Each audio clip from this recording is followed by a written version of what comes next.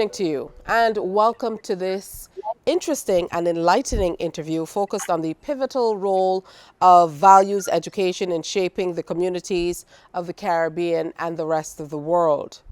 Now, today we have the distinct privilege of speaking with two esteemed authors who've written a book that speaks to values education.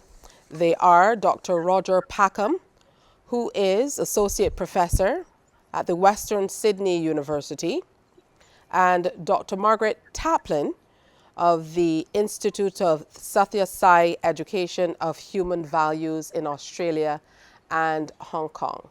And we also have joining with us Lalu Vashwani, Director of the Sathya Sai Institute of Education of the West Indies, and Dr. Gautam Tawari, who is chairman of the Sathya Sai Institute of Education in the West Indies. Quite a mouthful, but it's wonderful to have all of you with us this evening. Thank you. Thank you for having us. I'll start with you, Mr. Vashwani. I deliberately said we're talking about values education without explaining anything about it or going into it. So let's start there. Let's talk a little bit about first the Sathya Sai Institute and then get into what exactly is values education. Okay, thank you very much. The Sathya Sai Institute of Education is part of a global organization of the Sai Institute of Education, and it is part of the international committee that supervises and promotes SSEHV worldwide, including in 40 Sathya Sai schools and 27 institutes of Sathya Sai education and programs of SSE. And the Institute of the West Indies is under the umbrella of the SSIO Education Committee. The purpose of the Institute is to promote a unique program of character development that is inculcated alongside with academic excellence to promote not just academic excellence, but the wholesome development of character in the individual so that education is a lifelong experience and not just for getting a degree or earning a living, but to transform one's life forever. All right, so let's talk now to Dr. Tawari. Talk to us a little bit more about values education, and as someone who works directly with it in this part of the world, in the Caribbean, talk to us about how it is implemented and what are some of the results that you've seen as a result of the utilizing of values education in schools. Well, thank you, Tisha, and good afternoon to all the Barbados viewers. We are fortunate to have 5 Sathya Sai schools in Trinidad. They have been in existence since 2015, and I've been privileged to be, to travel along with them in this adventure. We have 4 preschools, and we have 1 primary school in Trinidad. And just to give an idea of, the preschools, they are government assisted, and because they're government assisted, they're run or administered by a government appointed administrator. And 2 of these schools are in a rural area. So the administrator of that area also has other schools, in a ambit. And she told me recently, some time ago, that our schools, our preschools in the area are considered the convent schools of the area, because, normally associate convent with discipline, etc. So that's, how she described, and she's not a member of our institution, or she's not a member of the organization. She is simply, appointed by the government Ministry of Education, and that's the comment that she has made. So we've been using education and human values alongside the curriculum. The purpose of EHV, or Education and Human Values, is really to teach a student not just how to make a living, but how to live. And these values are not taught, but they're brought out, because these values, human values of peace, truth, love, right action, and nonviolence, they're inherent in every human being. And the reason we are called human beings is because we're supposed to practice these human values. All right, so Dr. Packham, you co wrote the book, How Values Education Can Improve Student Teacher Well-Being. What motivated you to write the book? I'd experienced education and human values in action in many places in India, in England, and around the world through a UN Habitat project, which used EHV in education. But my sense was that it was those who encountered it found it very valuable and expanded it, but it wasn't being used in mainstream education to the degree I thought it should be. And one of the reasons for that was that it was based on very practical, useful guidelines, but it wasn't linked to underlying educational theory, which, of course, is what our teacher education universities and colleges want. And so, one of the aims of the book was to link the practice of EHV, to outline that in a very straightforward, simple way for teachers that they can easily use, but to also link it to the underlying educational theory, and to justify what we mean by values, why our 5 core values are so important, and how they fit into a lot of educational theory. It had the overall aim, of course, of improving student and teacher well-being, because we feel that is the outcome that has been shown time and time again with values education. And for you, Dr. Taplin, I'm interested in hearing your perspective as co author. Well, Tisha, one of the most important reasons why we wanted to write something practical for teachers is because they're not it's not that they're not implementing it because they don't believe in it. I think teachers are, by nature of who they are, people who have good values and want to convey these values to the students they teach. So we all agree that there's a need for human values, but one reason that causes difficulties for teachers to actually implement it is that they're already so overloaded that they just feel they can't take on anything else. And I hope that's something we can come back and talk about a little bit more later on. But it's also that they're not necessarily taught how to teach about values in effective ways that are not going to be an additional time-consuming burden to them. So they often ask questions like, what values are we supposed to be teaching and how can we actually do it? And one of the aims of the book is to give them an overview of the Satyasai Education in Human Values framework, which is simple, but it's also a very profound way of helping them to be able to address these questions. All right, so let's go back to Mr. Vishwani.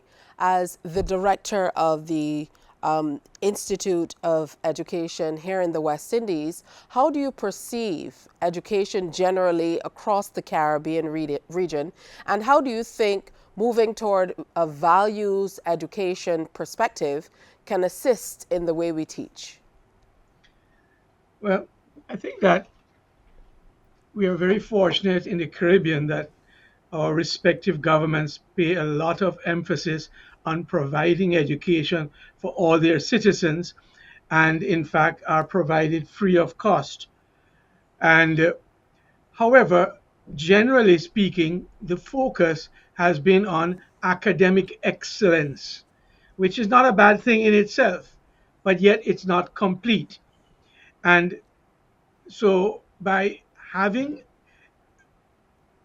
a program of such as education in human values or values education integrated in the subject matter, uh, a slight change of focus can help the teacher in enabling his student to realize a different perspective, so that if they were doing a simple subject in mathematics and they were saying 10 minus 5 is 5, that's true. But an integrated lesson would say a farmer had 10 cows, his neighbor had none. How many did he have left? He gave 5, so he has 5 left. So you do the same arithmetic, and so the values are integrated. Or if you're doing biology, or so you talk about planting a seed, how does the seed receive the water? The roots grow, the roots reach a rock under the soil. Does the root stop, or does it persevere and goes around the rock, reaches the water, and then shares it with the rest of the plant? So it is integrating the, the subject matter along with the values orientation to help the student perceive it. And what is unique about the SSEHV program in terms of teacher training is that the program is structured to help you to experience these values, and therefore you can then transmit it based on experience. Because talking about something theoretically, you should not smoke, and you're smoking, the teacher has to be an exemplar. So by experiencing the values, but where are these values kept? These values are all inherent in each of us.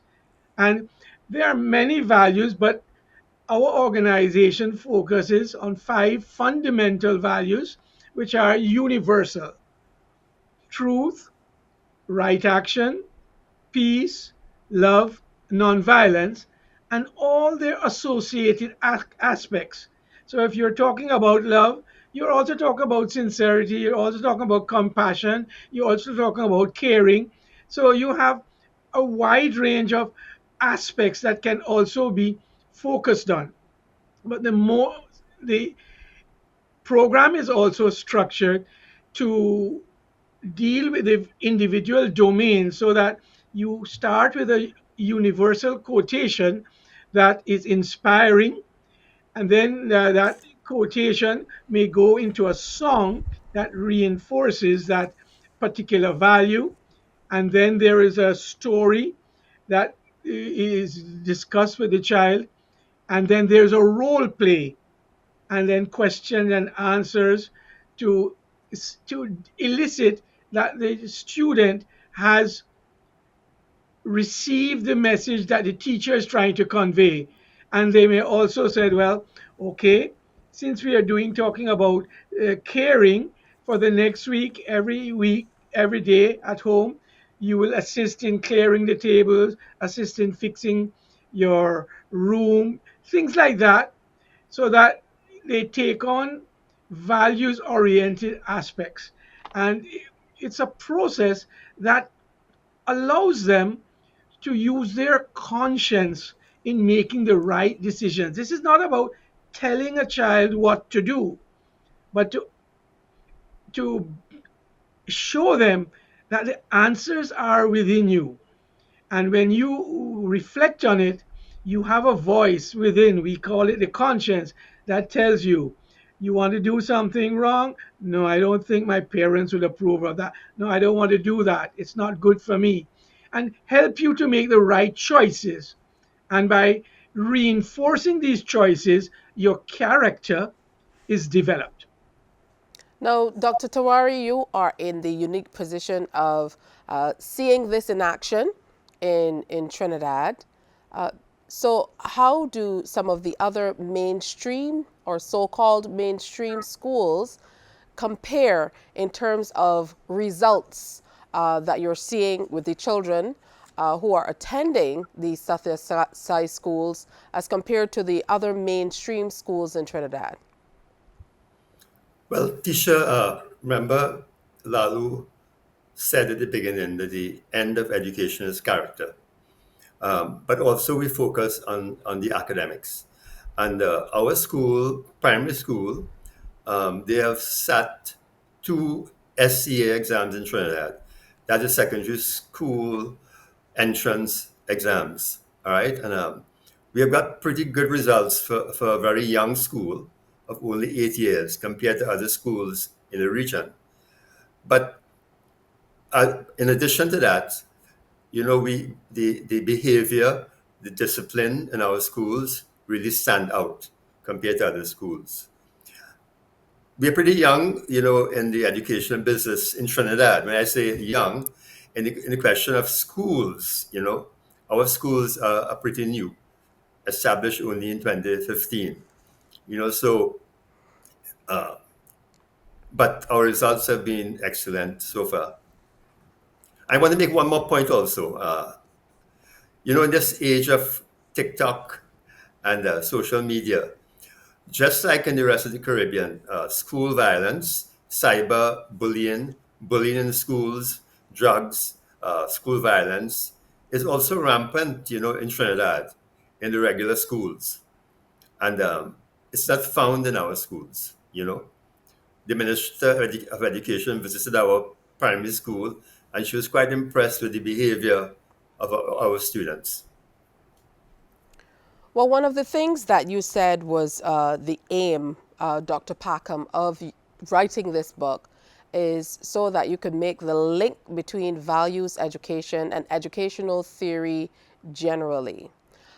Kind of lay it out for us how you think the book manages to cover this, because it seems to be based on what Mr. Vajwani has said, that on the one hand, we're looking at, sharing things that should innately come from the average person in terms of how they approach life, what they do, what they think, in the end, their values, as compared to what he also spoke about, which is an educational system which focuses very heavily on educational theory in practice. So how did you approach kind of bridging this gap through the book? Well, one of the things that I'd like to link into that is the question of ethics, the question of what is the right thing to do.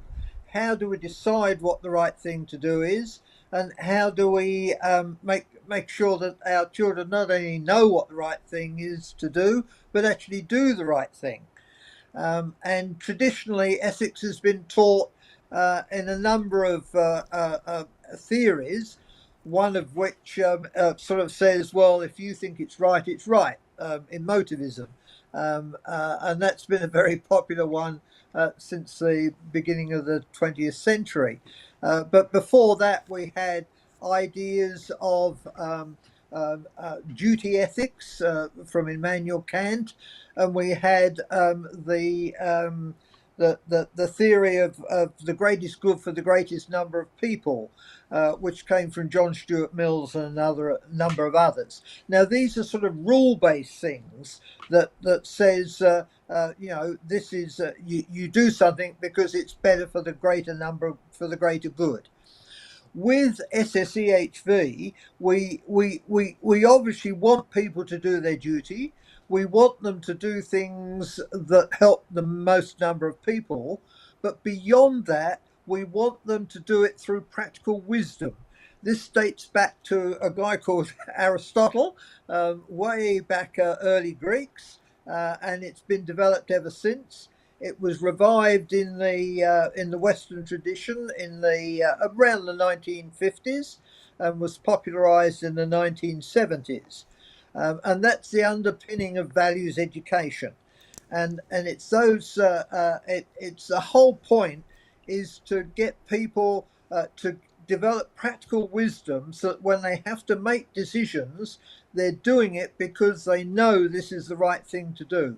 And that comes from experience, it comes from practice, it comes from looking at role models, and as earlier said, following what the teacher does. The teacher is the exemplar, and the teacher needs to model the values that we want. So we model the values that we want people to follow, and the students will pick that up. If we model bad values, they'll adopt bad values. Now, we do that with ethics, and we do that similarly with other areas of the education and human values approach, the different teaching techniques, and so on. And in our book, we link that why those teaching techniques, such as storytelling, such as sayings and statements and group work, we point out why they work based on publications and theory that underpins them. Now, Dr. Taplin, you talk about in the book, all of the challenges that societies around the world are facing, everything from student disengagement to drugs and bad Mhm. behavior. And one of the things that you believe this book will do is allow, or values education generally, is allow teachers more or less an easier time in being able to engage with and teach children. Explain to us how the book shares on that aspect of things. Yes, and I would like to just say that having been a teacher myself, before I knew about this particular framework, I suffered what a lot of teachers these days are suffering, which is succumbing to the stresses and the demands of the profession. A lot are succumbing to burnout. A lot of good teachers are sadly leaving the profession. And I guess because that burnout happened to me as a young teacher, it's something very dear to my heart. Um, we've collected a lot of anecdotes from teachers in mainstream schools as well as in Satyasai schools, and I know that Dr. Hirilal, the principal of the school in Trinidad, has also reiterated that when teachers have put the sexual education and human values principles into place in their teaching and have put it into practice even in small ways in their own lives, they've found that both their professional and their personal lives have become more meaningful, and they've been happier and they've been more peaceful at work. And so they've had better relationships with their students, with their colleagues, and with their families at home. Many of them have said they've become much better spouses and parents because of the practices. And it can be little things, just small things like giving themselves little brain breaks during the day to do some deep breathing, or to just sit with their students for a moment and everybody just sits and listens to their own inner silence for a minute or two, which is a very calming thing to do. Or some teachers have actually visualized their students, because we talk about, we one of the key values that my colleagues have mentioned is the value of love. And we talk to teachers about how important it is to be loving towards students, but they say, well, how can we love students if they're not very likable? So we talk about seeing the good qualities in them, developing empathy and compassion for them. And some teachers have actually made a point of sitting down quietly at the beginning of the day and actually visualising the students in their classrooms and visualising the good in them. So when they go into the classroom, they go in with a positive frame of mind, and they find that makes a huge difference to the classroom environment. So what we found is that it works. It doesn't make their challenges go away, but it does seem to equip teachers with the tools to be able to cope better with the challenges.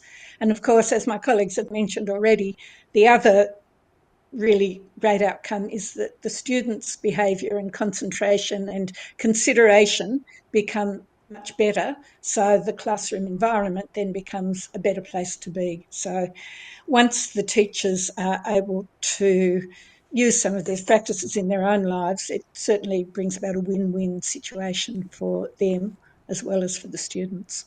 And as I said, I wish I'd known about these techniques when I was a young teacher. Well, now let me double back to you, Dr. Packham. if only just for a little bit, to maybe look at what you're sharing within the confines of this book as compared to some of the other themes we're hearing throughout the world. For example, there are many employers the world over now saying that just having qualifications or straight up education is not enough. They're calling for what they call soft skills.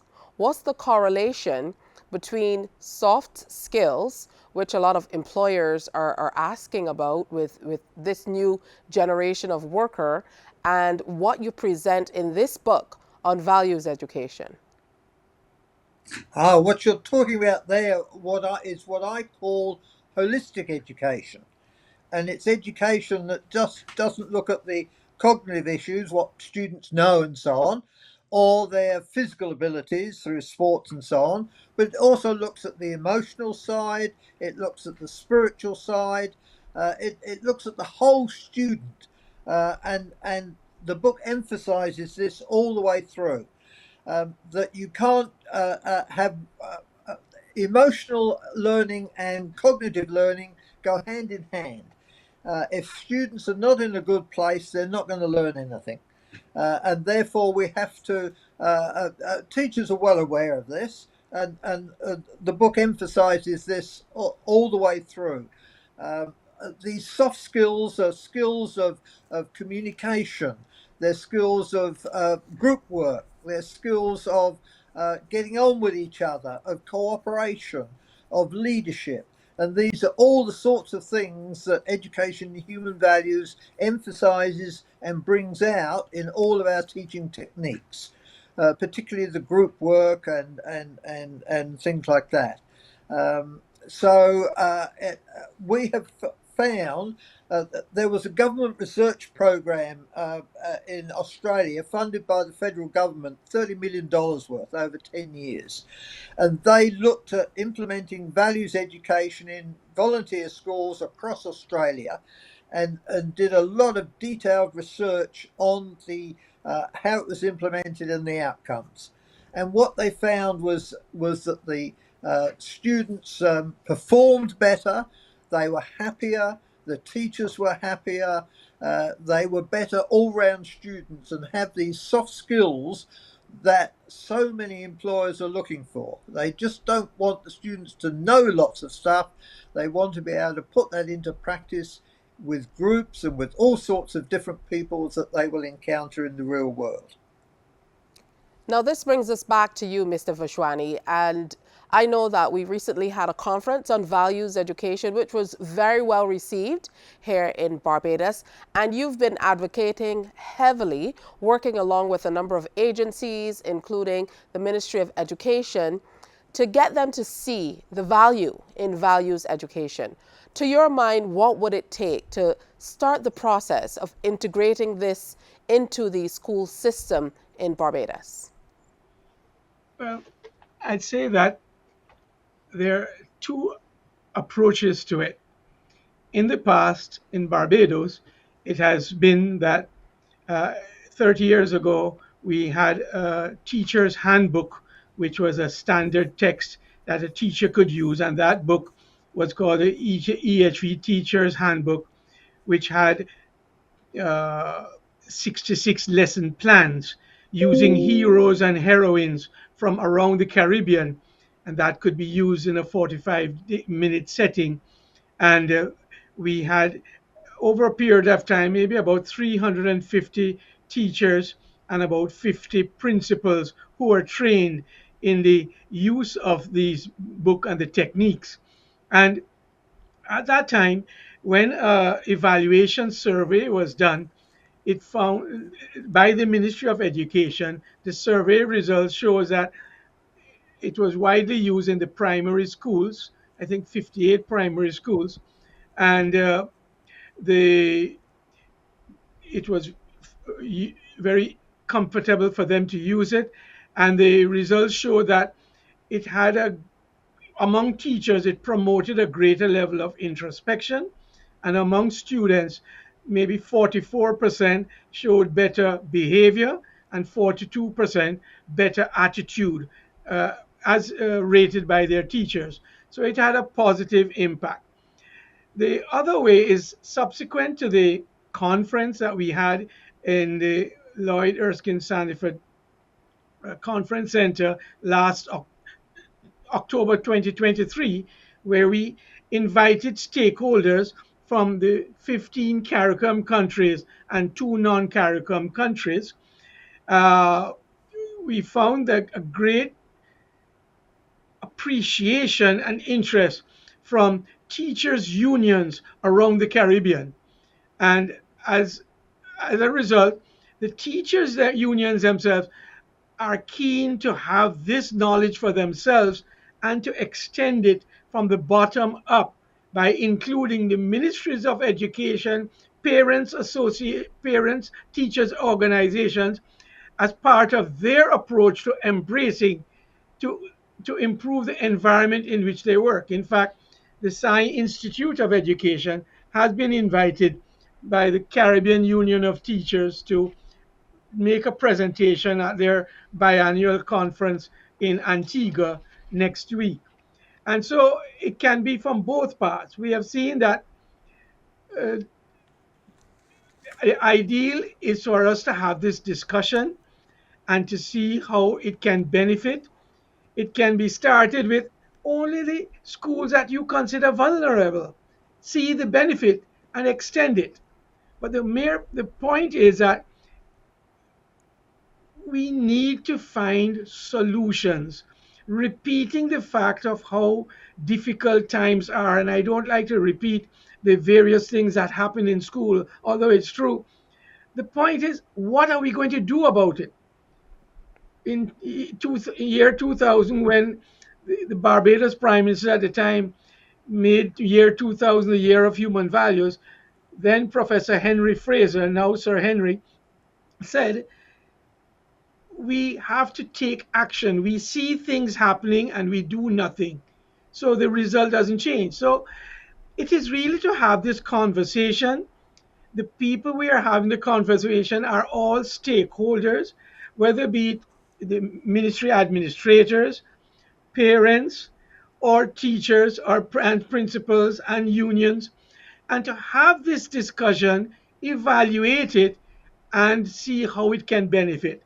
The other point I may not have mentioned that the Satyasai International Organization, our overall our arch for the global for the world program that we have, our principle is that we are a humanitarian and spiritual organization, of which the education committee is a unit that focuses only on education in the community.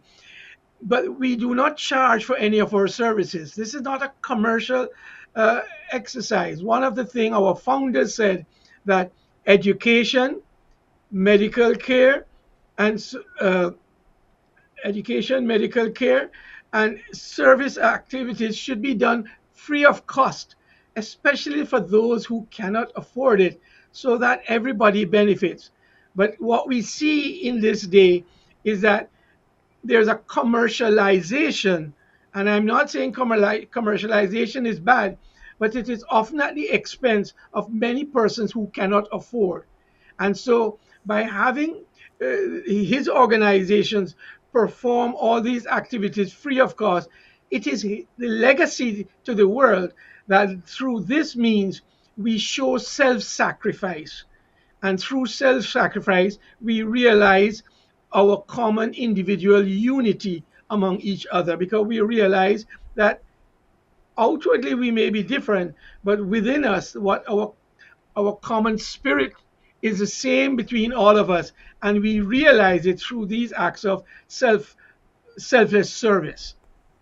So, Dr. Terari, you're just approaching the 10th year of having this integration into the school system in Trinidad. As you told us, you're in the unique position of having seen it being implemented. Talk to us about maybe some of the challenges that came as a result of bringing values education to mainstream educational institutions. Or was it a situation where there were brand new institutions that were created to teach in this fashion? But the thing is, teacher, as Labu said, many years ago, teachers in the public system, they were trained in EHV, how to inculcate EHV into the curriculum, etc. But unfortunately, over the years, because whenever administration changes, you know, uh, a new system is brought in.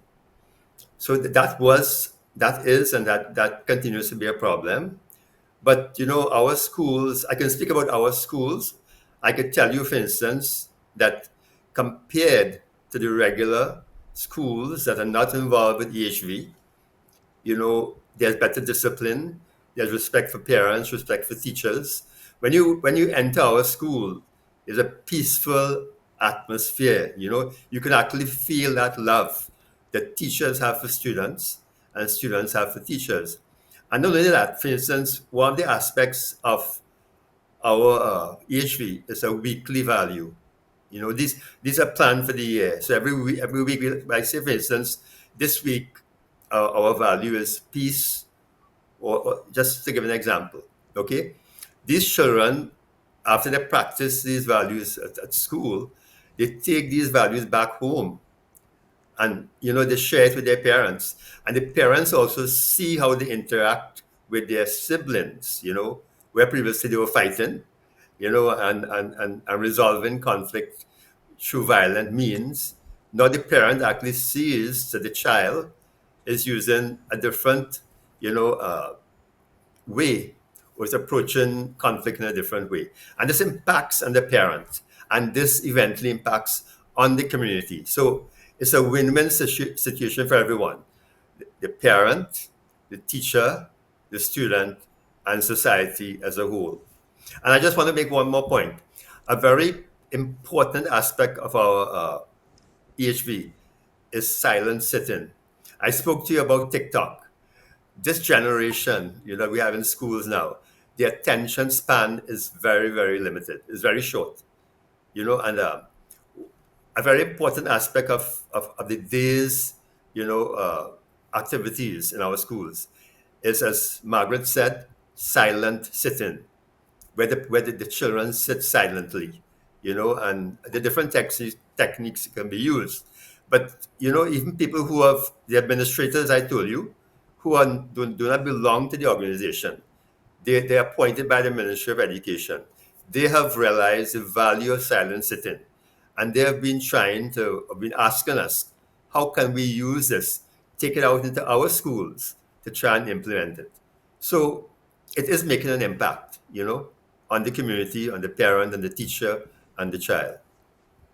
All right, now doubling back to you, Dr. Taplin, and from your vantage point of having been a teacher, I don't think you ever stop being a teacher. Once you're a teacher, you're always a teacher, so you don't get So the yeah. benefit of retiring. However, from your particular vantage point, you've also seen the implementation and been a part of the implementation of values education in different parts of the world, still as a part of Australia, where you are now and joining us from, and in another part of Asia as well. Do you think the implementation or success of the implementation could depend on the culture in the place that you're seeking to implement it? And what role does that play in getting people to appreciate all that you're offering in values education? Yeah, I think that this is a really important point that you've raised, and I think that one of the strengths of this particular framework that my colleagues have been describing, and which is described in practical ways, practical, theoretically based ways in our book, is that it's a framework that can be adapted to any culture. It creates a structure. So, for example, we've talked about the 5 human values of truth, right conduct, peace, love, and nonviolence. And we see that as being a structure for developing the whole person. So if you want to develop a person's character holistically, you wouldn't focus just on right conduct, but you try to draw on values from all of them. But those values would be appropriate to the local culture. For example, we had a project operating for 20 years very successfully in mainstream schools in China. And so it was very much focused on their Confucian values. And they found that they were able to draw on those and they could fit into this framework very nicely.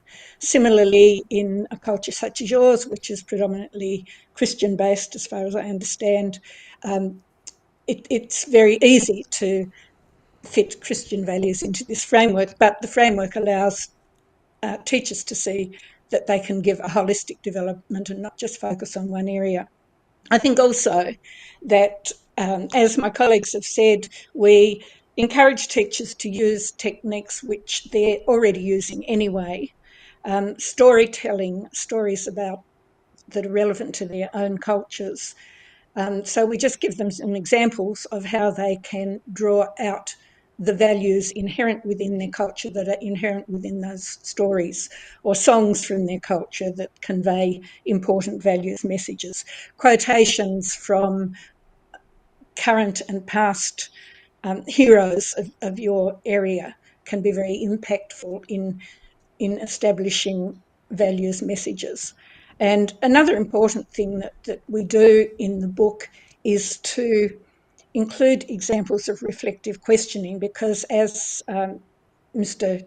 Mr. Tuari said earlier, it's not just about telling them what the values are that they should be practicing, it's drawing them out from what's already inherent there within them. And asking questions like, how how do you feel if you behave in your life like a character in this story? How do you feel if others behave in this way to you? And has something like this ever happened to you? And if so, how did you deal with it? And how can you cope with it better if that happens to you again?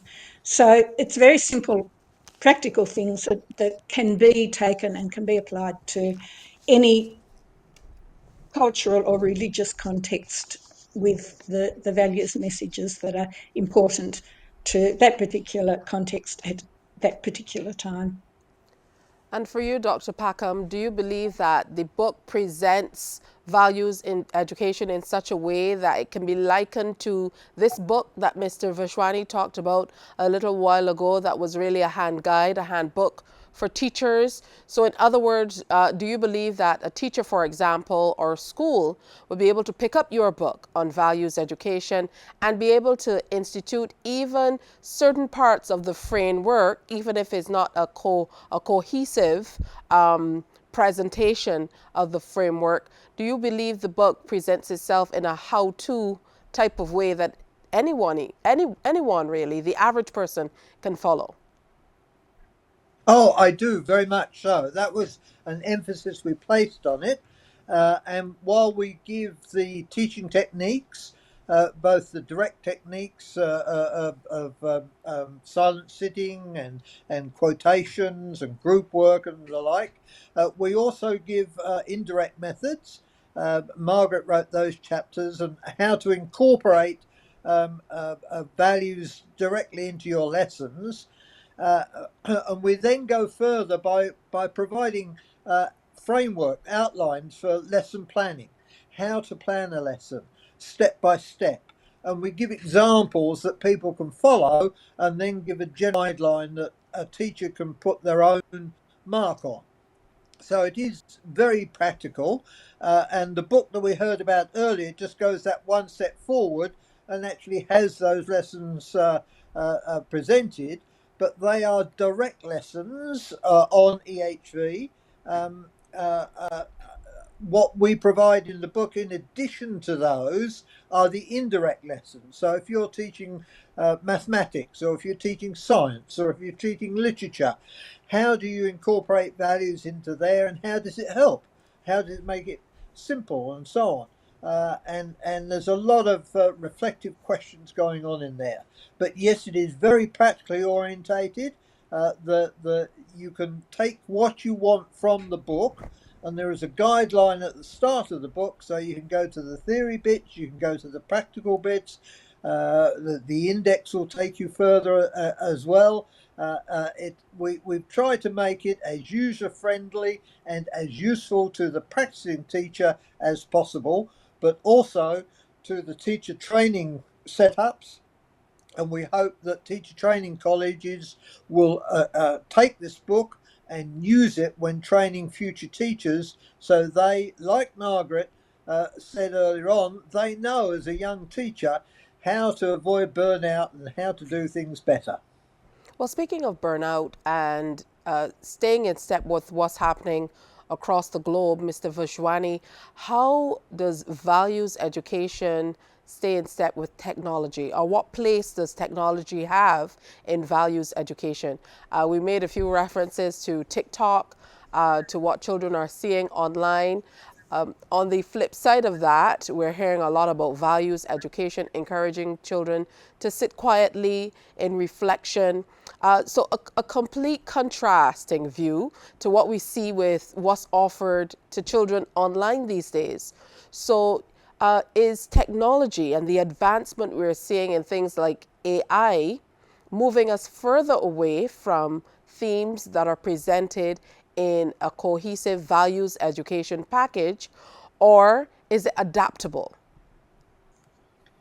I would say that we definitely have to adapt. For I gave you the example that 30 years ago we had a teacher's handbook with 66 lesson plans, and the current approach now is to train teachers or induct teachers into experiencing the various lessons so that they can create each lesson based on their own experiences, because once you have experienced something, it's easier to share how to do it. If you're going to do baking and you know you have done this before, you know how to do it. But if it's just theoretical, you will not have the same level of confidence, or the use of PowerPoint presentations. But essentially, I was once asked, are you going to have an app on which you could do it?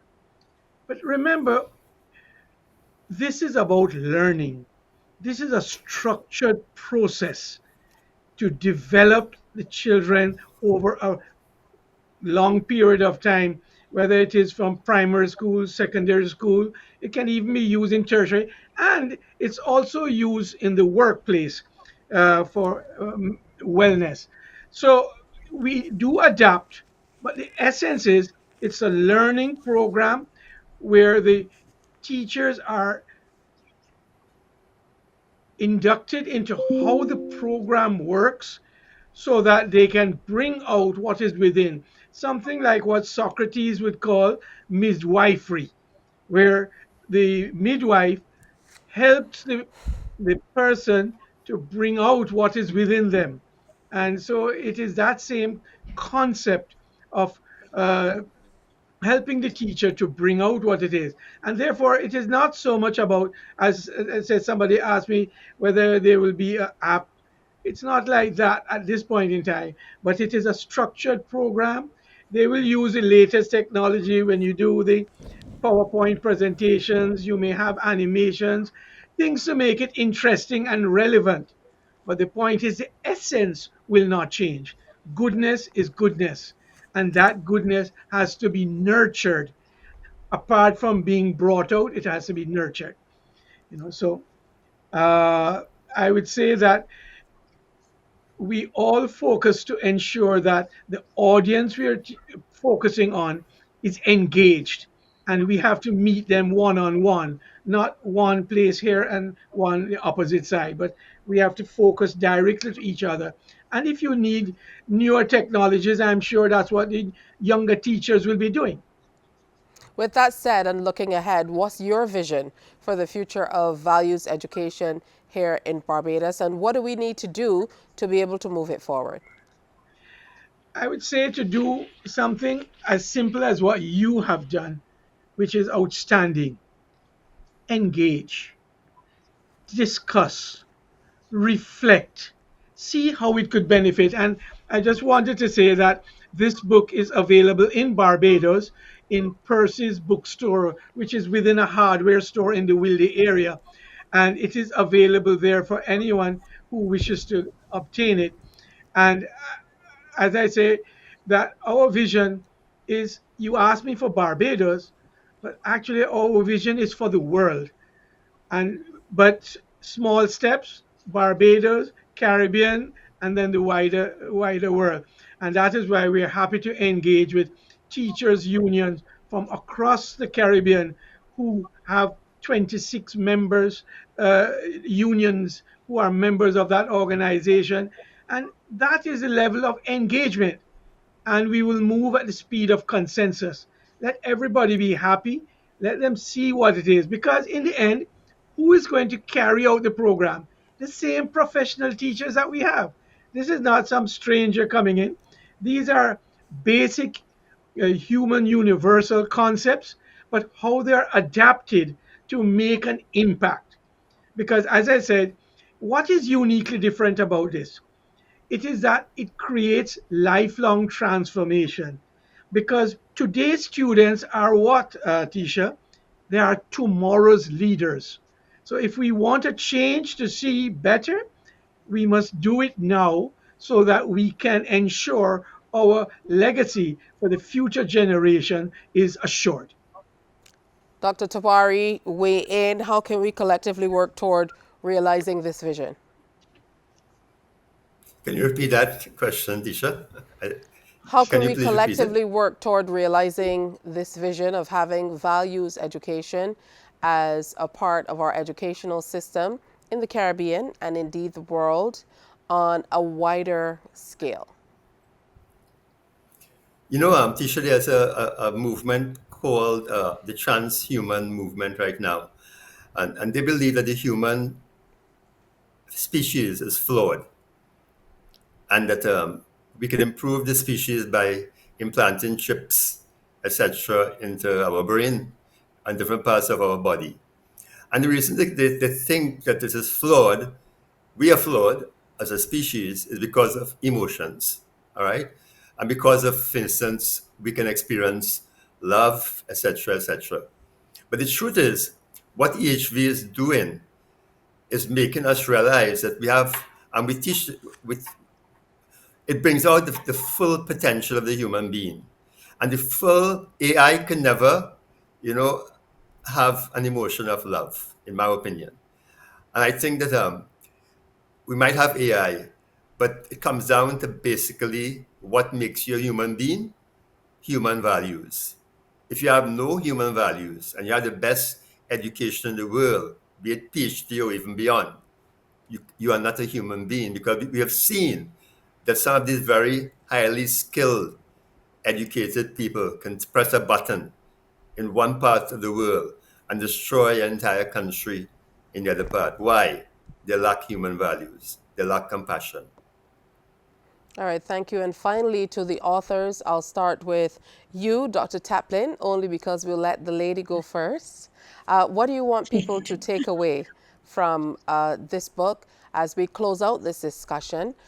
For people here in the Caribbean, what do you want people who will pick up, who will read this book, to know about the general aim behind the vision behind the writing of this book?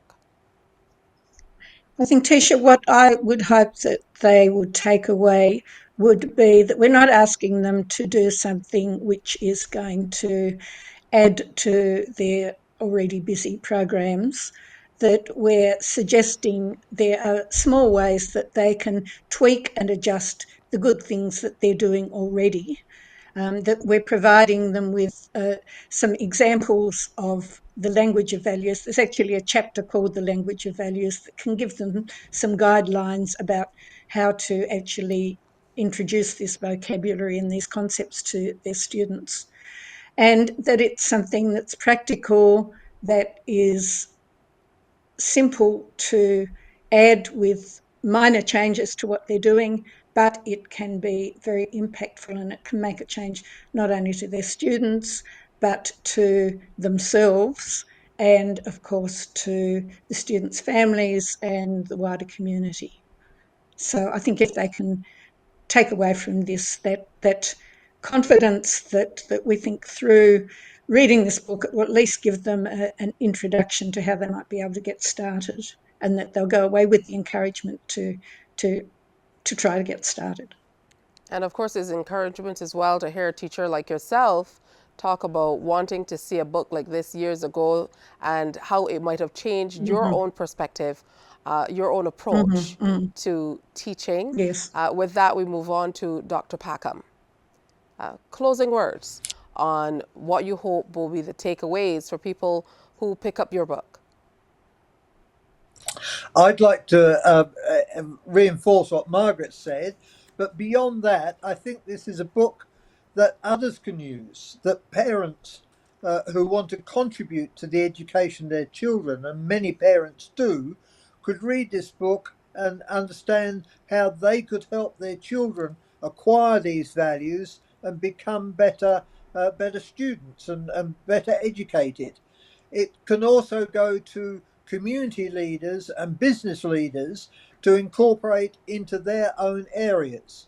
So we have had health educators, for example, using EHV with their students to improve doctors. We've had nurses using it to upskill nurses to be better nurses.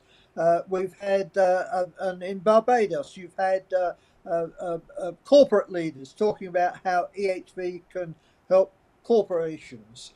And I think our book, while it's aimed at teachers, can go wider as well.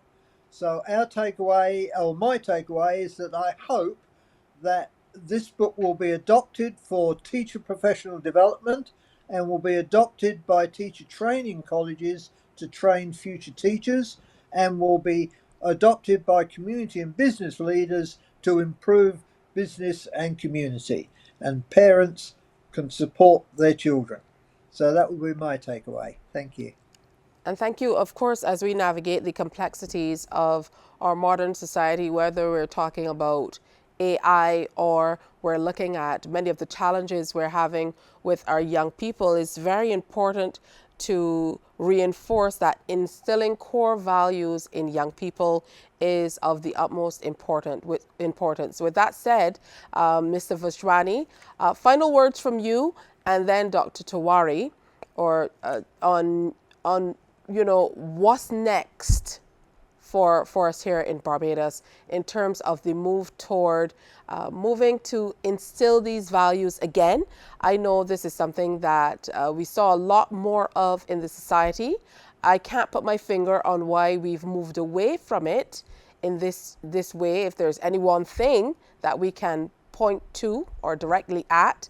But how do we get back to moving in this direction where we focus more heavily on teaching values more so than just straight up education theory? I think the last sentence you talked about teaching more values, I would put it slightly different. We should focus more on practicing the values, and these are all within us. And the thing that has distracted us is that we see ourselves as, in a way, that we don't realize that all that we seek to do is within us. We don't realize the depth of our own, more than personality, our own being and what we can accomplish. So we lack confidence in the self. And it is through a program like this that helps when they tell you that these values are within you and helps to bring it out. There's a certain self confidence that develops where a child at young age can aspire to be a prime minister or an international leader or a national leader. It is because of the confidence, and that resonates. Because if you ask any parent, what would you prefer? Would you like a great child or a good child? They'd say, I would like a good child. If they are great, that is gravy, that's extra. But what I want is a good child. And so, as I said, the most important thing at this point is engagement, objective engagement, and discussion through not just through all the levels of the stakeholders, similar to what we did with the stakeholders conference. Just keep engaging, and we know what is the right thing to do. And by when you taste it, when you start to practice it in small bits, you will see the fruit. By their fruit you shall know them. The fruit of our actions will give us the confidence that we need to go more. And final word from you, Dr. Tawari.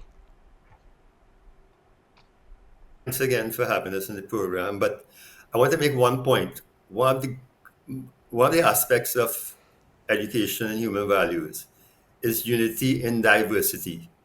Lots of the problems we face in the world, interreligious conflict, inter-ethnic conflicts, is because, we have labels and we focus on the labels, whether it's political, economic, religious, etc. Education, human values tells us or teaches us to focus on what is uniting us. What is uniting us? The human values, which is common to every single individual in this planet, despite race, religion, or profession. Well, I want to thank And all of that's you one for way to bring about peace here. I want to thank all of you for sharing with us on today's presentation. Of course, the entire aim was to explore the principles behind values education, its relevance in a Barbadian and Caribbean context by exploring what has been done in neighboring Trinidad and also in other parts of the world, and really to look at strategies that can be employed to effectively integrate these values into our communities. I think that we have ably started the conversation that really needs to be continued, which is what you have said, Mr. Vajwani.